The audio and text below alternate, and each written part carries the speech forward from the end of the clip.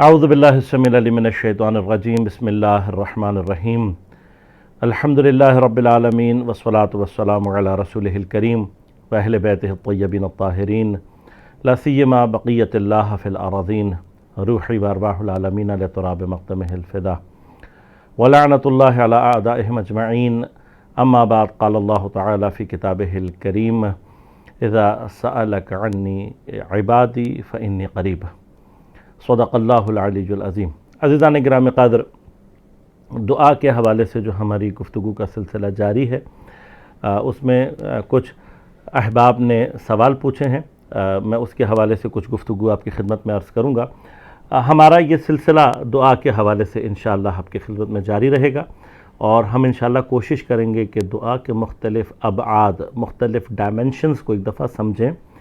اور پھر اس سمجھ کے ساتھ ہم دعا کی وادی میں داخل ہوں کہ جو میں نے عرض کیا کہ کنیکشن ہے رب اور عبد کے درمیان۔ سوال یہ ہے کہ اگر ہم کسی مورد میں کسی چیز کے لیے دعا مانگ رہے ہوں اور وہ دعا قبول نہ ہو رہی ہو تو کیا ہم وہ دعا مانگنا چھوڑ دیں؟ عزیزان گرامی قدر، ہمیں دعا کے حوالے سے ہمیشہ یہ بات ذہن میں رکھنی چاہیے کہ پروردگار نے دعا کا جب کہا ہے اور استجابت کا جب وعدہ کیا ہے تو یہ ناممکن ہے کہ خدا اس دعا کو قبول نہ کرے، لیکن یہ کہ وہ چیز میرے لیے ویسے واقع ہو رہی ہے یا نہیں، یہ ایک بالکل الگ مورد ہے۔ اور یاد رکھیے گا کہ پروردگار جب تک کسی چیز میں ہمارے لیے صلاح نہیں دیکھتا، اس چیز میں ہمارے لیے خیر کو نہیں پاتا، اس کام کو ہمارے لیے اس طریقے سے انجام نہیں دیتا۔ اگر ہماری فکر ہمیشہ دعا کے مورد میں یہ رہے کہ مثلا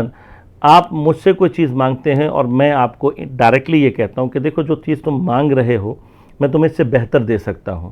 تو آپ کے اندر خود بخود ایک خوشی کی کیفیت آ جائے گی کہ میں اس سے یہ مانگنے گیا تھا اور یہ مجھے اس سے بہتر دے رہے ہیں۔